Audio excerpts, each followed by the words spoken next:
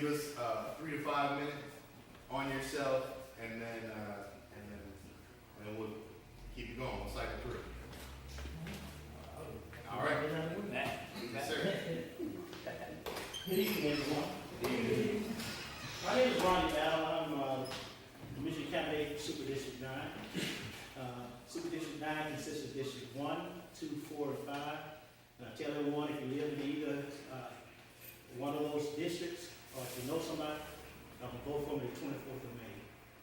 I appreciate it. I am originally from Atlanta, Georgia. I've been here in Augusta since 98. I can live anywhere that chose to live here in Augusta. I am a retired Air Force, spent 24 years in service. So, District Solicitor General, and that position is lead prosecutor for those who prosecute misdemeanors. But I am running for state court judge. Just a little about myself. I am from Augusta, Georgia. I was born and raised here. I'm a graduate of Glen Hills High School. I have been in the judicial system for 23 years. My first career was as a social worker, but every single day of my work life, I should say of all of my careers, has been spent in a courthouse. I was a victim's advocate in the Fulton County State Court Solicitor's Office. I was a social services coordinator. They put in the news that they're trying to do something about it. I want to work with them because when they start, you know you got to work the kinks out. I want to be at that table when they do that. So again, on May 24th, I ask that you vote for me for state court judge. Again, my name is Kelly McIntyre. If you have any questions, my card is there. There's a website on the card. There's a number to the campaign. We're looking for volunteers to help out. I have yard signs out there. If you need anything, want to put something in your yard, just let me know and I'll be around. Thank you so much. I graduated from Chico, New Jersey, way back when. It was time when my father told me, don't get a dog, go to the army. Stormwater fee. Now, while I'm working in Atlanta and working for Augusta and working with the school board and working with our elected officials and working with the business community and working with the homeowners association on a year-round basis, to make sure that everyone is at the table year-round, so the state can see what we're doing. Because if we're working, the state will give us money. The state will give us money. And yes, I'm running as a Democrat, but I have the know-how to work across the aisle. Somebody's going to say, well, Greg, you know, what policy experience do you have? I was nominated to go work at the White House. I've met with congressmen. I've met with senior leaders in the military. I was nominated to be a congressional liaison for the military. I've worked at the highest levels of government. I've been a company commander. I've served my country in war. I've been a battalion XO. I've been a hospital administrator. Now, that's why I'm running, so that we can become a greater regional economic leader, so that we can start giving more money to our schools, so that we can start giving more money to our infrastructure, so that we can start becoming the leader that we can be for the CSI. State Representative Henry Dwayne Howard. I am one of his campaign committee. He is in Atlanta. They had some really important work today, and he's there doing the people's business, what he always does, what he is known for. Representative Howard is a resident, a lifelong resident of the city of Augusta. Anybody that don't know the Howard name, the Henry Howard name, does not live in Augusta. Representative Howard is a good man. He's a God-fearing man. And most of all, he is a family man. Commissioner Williams is very passionate about the city of Augusta. One thing that he said, he often says, is that we want our city to grow, but we don't want to deal with the growing pains. When I talk about growing pains, I'm talking about the nightlife. Now, as a pastor, I'm not too fond of the nightlife. But if you're going to be the number 2 city in the state, then you're going to have to be able to go somewhere and get something to eat after 10 o'clock. Waffle House, the only place you can go, get something to eat. Now, let me just share this with you. For 4 years, Commissioner Williams set out because he was term limited. The city of Augusta paid probably $500,000 for a study to tell them that they were discriminating. Okay? It was not brought back on the agenda until he got back in office. It was mentioned a couple of times, but as soon as he got back in office, he brought it to the forefront. He challenged the city of Augusta, why are you wasting the people's money? $500,000 for a study. And nobody's saying anything. I feel like Augusta has to decide, what are we gonna be when we grow up, you know? We have such potential, And I see it in our young people. I've been in some of the different neighborhoods, and they're all talking about, some of the things Melvin was talking about, with, we want new music venues, we want new restaurants, we want new places to buy clothes. We want to stay here, but we've got to have jobs in order for you to keep all 20-somethings here. And I have 2 sons. I want them to stay here. I don't want to have to go get frequent flyer miles to go visit my kids and grandkids. I want them to find what they need right here in Augusta. And I think we have the material from which we can build and create that. So again, listening, deliberating, but most importantly, acting in your best interest. And that's what I would like to do for District 1. And I will say that I'm opposed to this one thing that always seems to happen at those meetings about abstaining. And I would like to see that when someone's going to abstain, they actually give the reason for why they're abstaining. I think we, the public, as we're listening in the audience, don't understand what's happening out there unless people share the information with us. And it can be as simple as saying, I own land there, or whatever. But the abstentions to me blocks our progress a lot of times, and I don't think we're using it wisely. I would love to represent you. I look forward to having more conversations with folks in the future. And for our program today, I just want to say again, thank you for being here, and that as you leave, we do have copies of our neighborhood newsletter, which myself and Allison Fields, another someone from this neighborhood who moved to the Lane Walker neighborhood, we do the newsletter together. When you have time, stop by the community garden or the Veterans Peace Park that Angel is going to tell us something. And have a farm-to-table dinner. And the dinner will be served between 4 and 6. Everything's going to be bought from the farmers. It's all going to be locally grown, locally bought, organic, certified naturally. However, they're also going to be cutting the ribbon at Icebox Ministries. And it's beautiful there to a fallen loved one that was a vet or a best friend. Our fruit trees are going to be dedicated to certain vets that Denise knows, Bill knows, someone from St. Luke's. It's totally for the vets, and it's going to be wonderful by the time we get done. Commissioner Penoy has really been hands-on with us. Everything that I asked him, he seems to come up and get done. Streets, and the streets department put in a new sidewalk for us. They cut out wheelchair curbs. The water department come and put a water meter in, and they dug up the old water line for us so that we didn't have to go searching for it. What else? I want to thank Joey, because every workday he provides all of our volunteers with coffee and donuts. And I think that's why so many people volunteer. Get them coffee and donuts. But we are umbrella under 501. So, and we are looking for donations of time, material, and monetary donations. Any donations can be made out to Augusta Locally Grown with the Veterans Park underneath there. When you do that, she will give you all your information for your tax deductible. All through one of these high-level certification processes, it's not easy.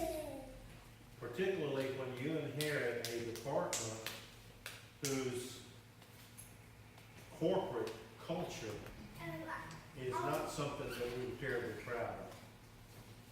It's sort of, when you look back, it's a lot of what people would refer to maybe as the bad old days.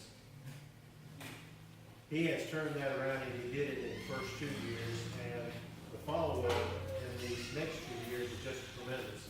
Now, most of you may be aware of the fact that starting in the early 90s, the crime rate in the United States began to trend down a little bit, and that was because of any number of things. But one of them was a change in police procedures.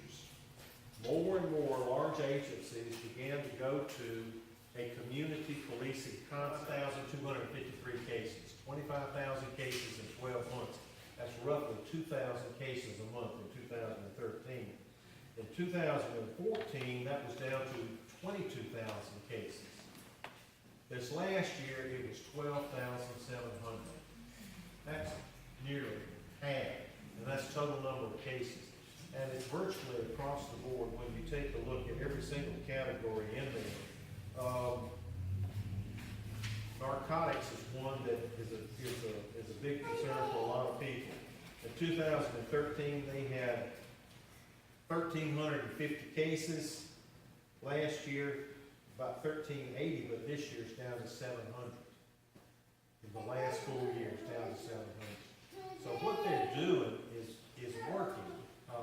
And if anybody wants to ask some questions about some other categories, it's across the board. The number of criminal cases that they're pursuing is down. Canal, just did a ribbon cutting today around the Youngstead about the new trail walk and all that stuff like that. But there's a lot of good things that's coming to Augusta. A lot of things are changing. We're focused on Harrisburg. We're focused on what you need right here now. There's a lot of things around the city, all across, every side. Every community having the same problems you have. Right. Don't you think that this community is an exception from anybody else? The same needs that you have, the same problem, whether it be crime, whether it be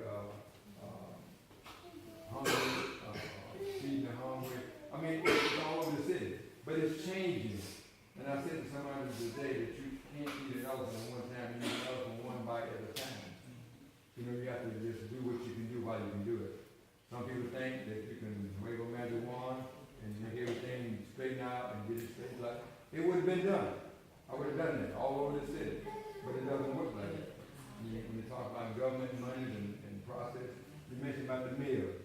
When the previous mayor, he told me we were going to pass a sales tax, and I'm glad it didn't pass. If that sales tax had passed, they would have went to the bank the next day and floated a bond to get all the money they need to fix the mill. You know, everybody had to wait till the money kind of trickle in. I'm in support of growth, but what kind of growth we got? We had a trip to Columbia that I bagged out on. I didn't go. They're looking at downtown apartments. They're looking at trying to enhance people lawful parking moving downtown. But when you move downtown, you can't have the comfort of living downtown, then park your car on the front street out here. You got retail shops out here that need people to come in and shop. When you leave your car, if you go to Broad Street, well, tonight when you're crowded, you go to Broad Street tomorrow, you can't find a parking place. Because people just park and just leave. Some going to SRS going to work because my car stays down here, I'm gonna leave. We went to Savannah, they got parking meters. After 5 o'clock, there's no meters, on the weekend there's no meters. But you gotta regulate your parking. You gotta have all that when you gotta get inclusive. So the TV is open, keep doing what you're doing, the squeaker wheel still gets the oil. Right. All right. Well, thank you. Anyone else have announcements to make, or we just really want to remind people, register to vote. If you know someone who needs a voter registration form, let us know. We'll make sure that Lois will have some here, maybe.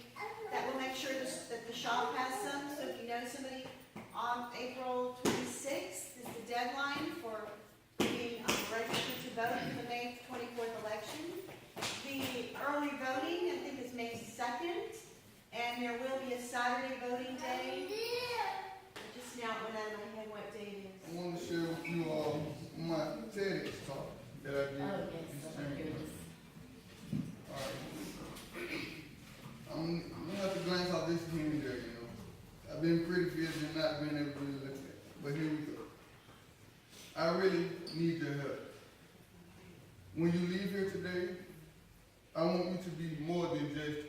life, but so much that you are moved to action. What kind of action? Let me start by telling you my story. Both my parents went to prison for drugs when I was a teenager, and all three of my brothers wound up in jail for different reasons. One got caught up in gang activity, another one just hung out with the wrong crowd, and the third one decided to commit an armed robbery. I'm glad that I wasn't with them doing all of that, but I was the one impacted when our phone rang in the middle of the night and the police showed up at our home shining flashlights looking for my brothers. Honestly, when they got arrested too, I felt lost. I knew I wasn't a bad person, but being a 17-year-old with no family and a baby on the way, I was scared, but I knew I wanted a better life. I could have walked away, but I knew how hard this world is, and I wanted more for my son. And in my heart, I knew that I needed my son, so I fought for him, and now I'm raising him. I wanted a different and better life, but didn't know exactly how to get there. Marsha from St. Luke kept pestering me about coming to church. She knew that I needed a family while on this journey. I made up all the excuses in the world not to come. I think I created a couple of new ones myself. But she stayed on me about coming to church, and finally lured me in by asking if I could help move some chairs. And that was it. She knew she just needed to get me in those doors. God took over from there with Marsha's guidance, of course, and continued to help. Other people showed me compassion and as well proved that they cared. Marsha continued to be my mentor and even helped me get my driver's license. Thanks to the guidance of my church leaders and church families, I'm involved in many different outreach programs and have a variety of different responsibilities, like driving the church van to pick up our youth 3 days a week for our Kids with a Future program. And Good Neighbors Ministry was started in 2009 at St. Luke United Methodist Church. There's a nonprofit organization to serve the Harrisburg community. And Kids with a Future, our tutoring program at St. Luke. And it's also part of the Big Truck Performance Market and the scholarships for our students at C.H. Terrell Academy.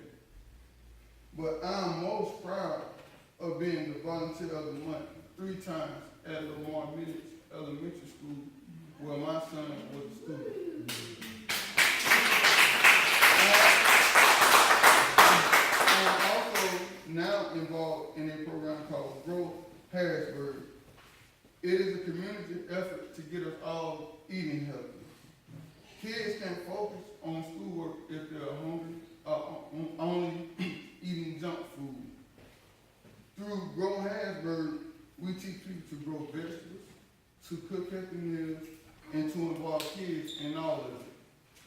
I also get the youth to help set up the tent and tables for the weekly farmers market. And we also help build vegetable gardens at people's homes. We even teach kids, including my own, to cook their own school lunches. So the idea of being mentored while I'm mentoring is a great thing. As I was being mentored and lifted up by loving and caring people, I felt and saw a transformation in my own life. That's when I knew not what I only needed to do, but what I wanted to do. I wanted to do for the kids in my circle what had been done for me. See, their family lives are much different than how I grew up. Our kids need someone to give them a hand up, just like I was given. I know that all of us can make a positive change in the world in our own neighborhoods. That's why I said I need your help. I can't do this alone. I want you to know that everyone has some kind of time we can give to help today's youth. I see firsthand how smart and talented today's youth are, even when the odds is against them. I can promise you that these kids will use their talents one way or another. They're going to use them for amazing things if they have people like us helping direct their path. But if we're absent, they're more than likely going to use them in all the wrong ways. Amen. Look at my brothers. That's what was missing in their lives. That's how it works. Lives can change, my friends. I learned that God protected me and called me into service others as a mentor. I also realized God called all of us into service to others. What I want you to know is that you, yes you, can make a difference. By God's grace, when we give of ourselves, somehow, we are the ones who end up with the biggest reward. I don't want anyone walking out of here thinking Chris Shedder gave a good talk.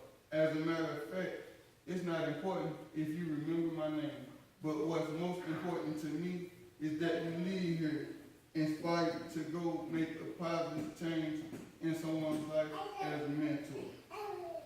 It's not about giving them stuff. That's just giving them a handout.